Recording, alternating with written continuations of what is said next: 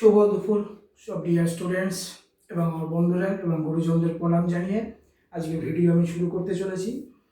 আজকের আলোচ্য বিষয়টা একটু অন্যরকম, একটুখানি আমার ঘুরতে যাওয়ার ভিডিও এবং পড়াশোনা থেকে বেরিয়ে এসে একটা আজকে টপিক, সেটা হচ্ছে খুব সমস্যা আমি দেখতে পাচ্ছি ছাত্রছাত্রীদের মধ্যে। বেশ কিছু ছাত্রছাত্রী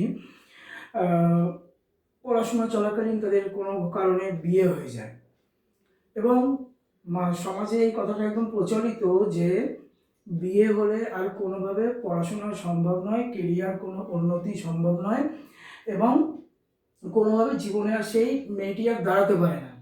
এটা খুব সমস্যা। তো আমি এই ভিডিওতে আমি এই ব্যাপারে সম্পূর্ণ পরিমাণে আমি তথ্য দিতে চাই, কারণ সবসময় কোনো মানুষের দিকে আঙ্গুল তুলতে গেলে তিনটে আঙ্গুল নিজের দিকে থাকে। তো সেই সূত্রে আমি সবসময় আমার নিজেকে আমি এক্সাম্পল দেবো। যদি কোনো মেয়ে অল্প বয়সে কোনো কারণে ছাত্রাবস্থায় বিয়ে হয়ে যায়, তাহলে তার পড়াশোনা খারাপ হয়ে যায়। আমি সবসময় নিজেকে এক্সাম্পল দেবো, এক্ষুনি বললাম। তো 24শে নভেম্বর 2025 সালে আমি বিয়ে করেছি। আমার ওয়াইফের নাম রূপসা, যারা আমাকে চেনো তারা সবাই জানো। তো তার সাথে আমার বয়সের ডিস্টেন্স নিয়ার অ্যাবাউট প্রায় 13 থেকে 14 বছর। এবং অনেকে বলে পার্সোনাল ডিটেলস কাউকে দিতে নেই, কিন্তু আমি দিচ্ছি, মানে বিশেষ করে এই ভিডিওটা করছি যাতে ভুল চিন্তা ভাবনাটা কাটে। তো আমরা পরিবারের সাথে কথা বলে সমস্ত রকম আলোচনা করে আমরা ডেট ফিক্সড করে বিয়ে করেছি। এবং অনেকে বলে, রূপসাকেও অনেক সময় শুনতে হয়, বা আমার বাবা মাকেও বা আমার শ্বশুর শাশুড়ি মশাইকেও অনেক সময় শুনতে হয়েছে, এত অল্প বয়সে মেয়েটার বিয়ে দিয়ে দিলেন, এত অল্প বয়সে মেয়েটার বিয়ে দিলেন, এবার কি এটা অপরাধটা কি? আমার প্রশ্ন, অপরাধটা কি? এবারে যে এত তাড়াতাড়ি যে বিয়ে করে নিল, তাতে সমস্যাটা কি হয়েছে? সমস্যা যেটা হয়ে থাকে আমাদের চিন্তা ভাবনা। আমরা খোঁজ নিই না যে আমরা কোন বাড়িতে বিয়ে দিচ্ছি এবং সেই ছেলেটা কীরকম বা তার পরিবেশ কীরকম, তার পরিবার কীরকম, সেইখানে গিয়ে সে কীরকমভাবে থাকবে বা কী করবে না করবে। তো আমি ডেসক্রিপশন দেবো আমারই সবসময়। আজকে ও মনীন্দ্র কলেজের কমার্স ব্যাকগ্রাউন্ডের 3 নম্বর সেমিস্টারের ছাত্রী এবং পরীক্ষা চলছে বর্তমানে। আজকে ডেটেও পরীক্ষা দিতে গেছে, নাহলে আমি আজকে ওকে পাশে রেখেই ভিডিওটা বানাতাম। তো কমার্স ব্যাকগ্রাউন্ড, কলেজে পড়ছে, গ্র্যাজুয়েশন পড়ছে, WBCS এর তৈরি মানে প্রিপারেশন নিচ্ছে, ব্যাংকিংয়ের ক্লাস করছে, তারও প্রিপারেশন নিচ্ছে। প্লাস আমার যে ইনস্টিটিউট, আমার ইনস্টিটিউটের বারবার করে আমি প্রত্যেকটা ভিডিওতে বলি আমার 3টে ব্রাঞ্চ। তো আমার ফার্স্ট ব্রাঞ্চ, এটা 1 নম্বর ব্রাঞ্চ আমার বাড়িতেই, আমার বাড়ির গ্রাউন্ড ফ্লোরেই। তো এই গ্রাউন্ড ফ্লোরে স্টুডেন্টদের ক্লাস করার একটা পার্সেন্টেজ রেসপন্সিবিলিটি এই মেয়েটা নিয়েছে। এই মেয়েটা ক্লাস, যেটা আজকে ডেটের ছেলে মেয়েরা বাইরে টিউশন করে, ও সেটা আমার বাড়িতে নিজে ক্লাস দেখছে, ক্লাস চালাচ্ছে। ইংলিশে খুব স্ট্রং এবং বাড়ির সব কাজ জানে বা না জানে। এই প্রসঙ্গটাতে আমি এবার আসি। প্রথম কথা, ও যে বিয়ে করি শ্বশুর বাড়িতে এসছে, একটা মেয়ে নিজের বাড়িতে থাকলেও সে তার নিজের জামা কাপড় গুছিয়ে রাখে, নিজের ঘর সে নিজে গুছিয়ে রাখে। সেইটাই ও এখানে এসে করছে, নিজের ঘরও নিজের মতো করে সাজিয়ে রাখে, বাড়ি মেনটেন করে, রান্না বান্না কিছু ওকে করতে হয় না। আমার মা স্ট্রিক্টলি বলে দিয়েছে, যতদিন তোমার পড়াশোনা শেষ হচ্ছে না ততদিন তুমি, তোমার যদি ইচ্ছে হয় বা একটা সামথিং কিছু বানাবো, কি খাবার দাবার, তো ওরা খাবার দাবার সম্পর্কে খুব অবগত, নাম বলতে পারছি না, টুকটাক ডিফারেন্ট টাইপস সব খাবার যখন ওর নিজের ইচ্ছা তখন গিয়ে বানায়। বাড়িতে কোনো কাজ করতে হয় না ওকে। আমি খুব বিশাল বড় লোক বা ধনী এইটা টপিক নয়, কীভাবে আপনি সেই মেয়েটাকে রাখছেন সেটা ম্যাটার করে। রইল কি তার পরের প্রশ্ন, অনেকেই বলতে পারে যে গ্র্যাজুয়েশন শেষ হয়ে গেলে, ওর পড়াশোনা শেষ হয়ে গেলে সেই তোকে রান্নাঘরে ঢুকতেই হবে। সেই ব্যাপারেও আমার মা এবং আমার বাবা স্ট্রিক্টলি বলে রেখেছেন যে পড়াশোনা তোমাকে করতে দেওয়া শুধু শিক্ষিত হওয়ার জন্য নয়, তুমি পড়াশোনা করছো তোমার কেরিয়ার দাঁড় করানোর জন্য। তো তুমি যদি ফিউচারে CA কমপ্লিট করে CA হতে পারো, বা তুমি প্রাইভেট বেসরকারি কোনো কোম্পানিতে চাকরি বা সরকারি পরীক্ষার জন্য যদি প্রিপারেশন নিচ্ছ, যদি তুমি সরকারি চাকরি পাও, সেই দিকে মন দাও। কেরিয়ার তৈরি করা তো মন্দ, বাড়ির কাজ যতক্ষণ আমরা মা বাবা আছি তোমাদের দেখতে হবে না। আমার ছেলে, সে আজ অব্দি 1 গ্লাস জল তুলে খায় না, তো তোমাকে আমি কি করে বলবো? আমার নিজের বোন আছে, তো আমার বোন যতদিন না কেরিয়ার তৈরি হয়েছে বাড়িতে সে কোনোদিন কোনো কাজই করেনি। তো ঠিক তেমনি পরের বাড়ির মেয়েকেও সে আমার বাড়িতে এসছে, তাকেও ঠিক সেই রকম ট্রিটমেন্ট দেওয়া হয়।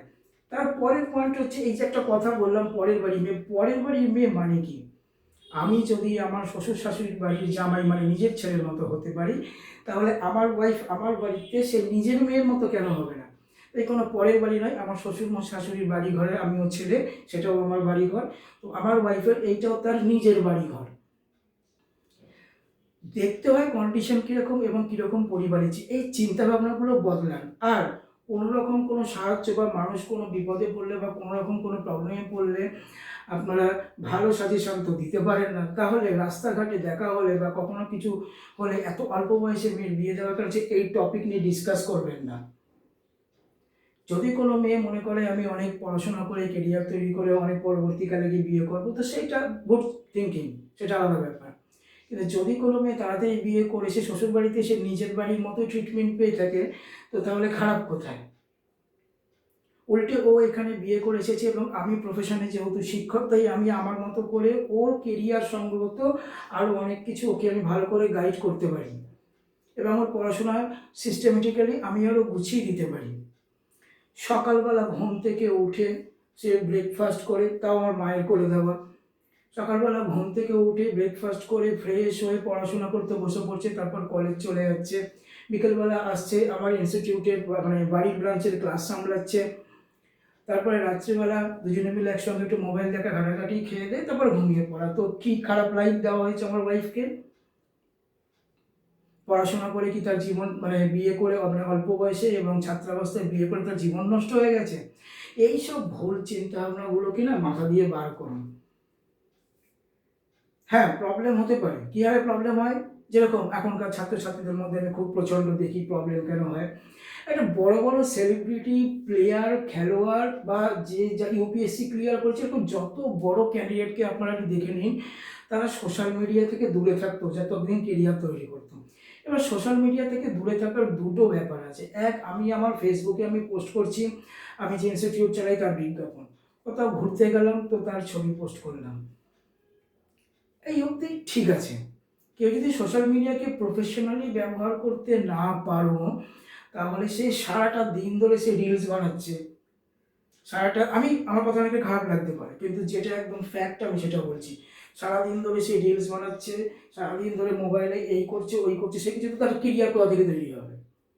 সবার লাস্টে গিয়ে একটাই কথা যে কলকাতায় চাকরি নেই।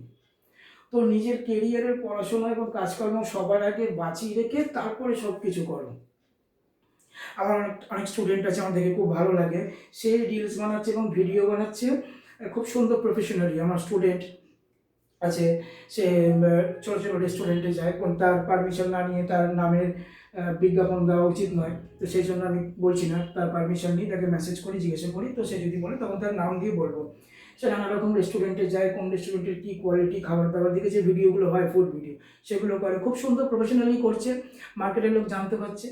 এই সারাদিন একটু নেচে দিলাম, ভিডিও করলাম, করে রিলস দিলাম, এগুলো বেকার। এইগুলোতে কোনোদিন কেরিয়ার হতে পারে না। কারণ ছোটোখাটো যদি কমেডিয়ান শোগুলো আপনারা দেখেন, আমাদের কৃষ্ণা গোবিন্দার ভাগনা কপিল শর্মা শোতে আসে, সেও পর্যন্ত যে রিলস বানিয়ে শাড়ি কাপড় দিয়ে নানা রকম করে নেচে নুচে যে ভিডিও, তাদেরকেও চেটে দেয় হিসেবে, আমি এই ল্যাঙ্গুয়েজই বললাম, ওইখানেই তাদেরকে চেটে দেয়। তো সেখানে সেও সে হাসির পাত্র, এরকম রিলস বানিয়ে কোনোদিন হিরো বা হিরোইন হওয়া যায় না। যেটা করতে হয়, আমার টপিক ছিল এইটা যে একটা স্টুডেন্ট সে ছাত্রাবস্থায় বিয়ে করেছে কোনো না কোনো রিজনে বা কারণে বা যাই হোক, তো তার মানে তার কেরিয়ার নষ্ট হয়ে গেল, সেটা ইম্পর্টেন্ট। কোন ছেলের সাথে বিয়ে দিচ্ছেন, সে কীরকম, সে কীভাবে রাখবে, সেইটা দেখা ইম্পর্টেন্ট। আমি আরও একটা উদাহরণ দিয়ে পারি, আমি আমার নিজের দিক থেকে বেরিয়ে আসি। আমার একটি ছাত্র, আমার এক্স, অনেক পুরনো, সেও একটি মেয়েকে বিয়ে করেছে, সেই মেয়েটিও এখন ছাত্রী, সেই মেয়েটিও পড়াশোনা করছে কলেজে, সেও 3 নম্বর কি 4 নম্বর সেমিস্টারে, এবং ছেলেটি সারাদিন পরিশ্রম করছে, টাকা পয়সা রোজগার করছে, সংসার চালাচ্ছে। না, তুমি আগে ভালো করে পড়াশোনা করো, আগে কেরিয়ার তৈরি করো।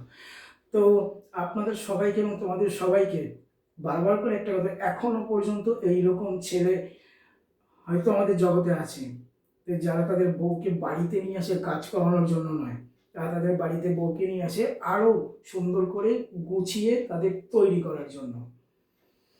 ঠিক আছে, তো বারবার করে বলবো এই ব্যাপারগুলোতে মানে ডিসকাস করে না নিজেদের টাইম নষ্ট করুন, না আমাদের মতো মানুষকে বিরক্ত করা ছেড়ে দিন। আরও যদি আমি আরও এক্সাম্পল দিয়ে থাকি, আমি মাঝে মাঝে আপনাদেরকে ভিডিও দেখাবো। আমার ওয়াইফ রূপসা খুব সুন্দর ড্রয়িং করতে পারে, এবং পরবর্তী পদক্ষেপ হচ্ছে আমার ইনস্টিটিউটের ড্রয়িংয়ের। ও যা এত সুন্দর ড্রয়িং করতে পারে সে অপূর্ব। পরবর্তীকালে এবং খুব শিগগিরই আমি ওর নামে আলাদা করে ড্রয়িংয়ের ইনস্টিটিউট ওপেন করার চেষ্টা করছি, এবং আশা করি হয়েও যাবে, এবং সেইটাও সামলাবে। তো খারাপ কি আছে এখানে? বিয়ে করে একটা 20 বছরের মেয়ে বিয়ে করে তার লাইফ নষ্ট হয়ে গেছে, ছাত্রাবস্থা বিয়ে করে নষ্ট হয়ে গেছে, তাহলে এগুলো শুনে আপনাদের কী মনে হচ্ছে? এবার অনেকের প্রশ্ন করে মেয়ে মানুষ তাই বলে কি বাড়ির কোনোদিন কোনো রান্নাবান্না কাজকর্ম কিছু করবে না? করবে তো, ওর যখন ইচ্ছা হবে তখন করবে। ভগবানের কাছে প্রার্থনা করি যে আমরা দুজন এতটাই রোজগার করি যাতে আমাদের দুজনকেই কাজ করতে মানে বাড়ির কাজ করতে না হয়, টুকটাক ছাড়া লোক রেখে দেবো, তারা করবে। দুজন যদি প্রফেশনে ব্যস্ত হয়েছে তো রান্নাবান্না কাজকর্ম ঘরে রান্না কখন করবো?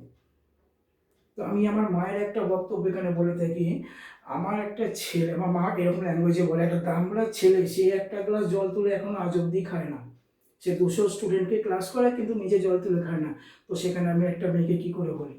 তো এই হচ্ছে আমার ফ্যামিলি। আমার বাবা 70 বছর বয়স, ফুটে হকারি করে আমাকে পড়াশোনা করে বড় করেছে, এবং আজকেও তিনি ফুটে হকারি করে, এবং আজকে তিনি দোকানেও গেছে। তো তারা দুজনে মিলে এখনও পরিশ্রম করছে যাতে এদের দুজনের কেরিয়ার ঠিক থাকে। আমরাও চেষ্টা করব ভবিষ্যতে আমাদের সন্তানদের জন্য এগুলো করতে। তাই এইসব চিন্তা ভাবনা ছাড়ুন, যে ছাত্র অবস্থায় বিয়ে করলে কী হবে। যে যার নষ্ট হয়েছে সে ফ্যামিলি দেখে যায়নি, বা ছেলেটির সাথে ভালো করে কথা বলে ডিসকাস করে পরিবারের সাথে কথা বলে যায়নি, তার সেই অবস্থা খারাপ। যে বিয়ে করে ছাত্র অবস্থায় শ্বশুরবাড়িতে গিয়ে কষ্টে আছে, তো তার সিলেকশন ভুল হয়েছে, সে ভালো করে খোঁজ নিয়ে যায়নি।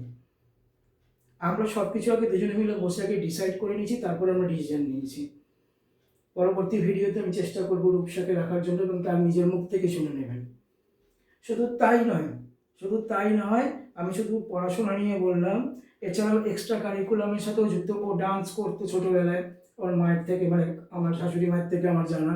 তো আগামী দিনে প্রচেষ্টা আছে সেইটাও আমি ওর কন্টিনিউ করে দেবো। তো আপনাকে দেখতে হবে বারবার করে এক কথা, কোন পরিবারে যাচ্ছে আপনার মেয়ে। অল্প বয়সে যদি কোনো কারণে বিয়ে হয়ে যায় তার মানে কেরিয়ার নষ্ট নয়।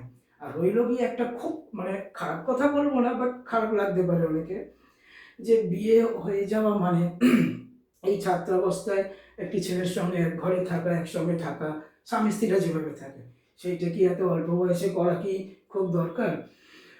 বলতে খুব খারাপ লাগছে, কোন গার্লফ্রেন্ড বয়ফ্রেন্ড অল্প বয়সে সিএমএচ, এখন তো ক্লাস 9-10 থেকেই প্রেম করা শুরু হয়ে যায়। কোন গার্লফ্রেন্ড বয়ফ্রেন্ড কাপেল, মানে বিয়ের আগে গার্লফ্রেন্ড বয়ফ্রেন্ড কাপেল হয়, তারপর বিয়ের পর স্বামী স্ত্রী হয়, হাজব্যান্ড ওয়াইফ। কোন গার্লফ্রেন্ড বয়ফ্রেন্ড রিলেশনশিপে আসার পর ক্লোজ হয় না? হ্যাঁ, সে তো আর তার বাবা মাকে গিয়ে বলবে না যে আজকে আমি আমার বয়ফ্রেন্ডের সাথে বা গার্লফ্রেন্ডের সাথে ক্লোজ হয়েছি, সেটা তো কেউ বলে না।